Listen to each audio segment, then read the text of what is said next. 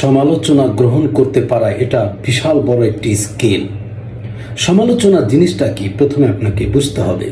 সমালোচনা হচ্ছে যে আপনার পক্ষে যতগুলো আলোচনা রয়েছে ঠিক তার বিপক্ষে সমপরিমাণ কোনো আলোচনা, নেগেটিভ আলোচনা হলে সেটি হচ্ছে সমালোচনা। মনে রাখবেন, কেউ যদি আপনার ভালো চায় তাহলে সে আপনার সামনে নীরবে আপনার সমালোচনা করবে, অর্থাৎ আপনার বিভিন্ন নেগেটিভ বিষয়গুলো আপনাকে তুলে ধরবে। আর কেউ যদি আপনার খারাপ চায়, তার যদি ব্যাড ইন্টেনশন থাকে, তাহলে দেখবেন তারা আপনার অগোচরে বিভিন্ন জনের কাছে আপনার সম্পর্কে বিভিন্ন ধরনের সমালোচনা করবে।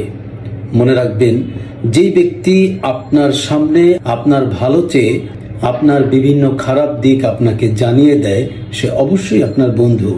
কিন্তু যারা আপনার অগোচরে আপনার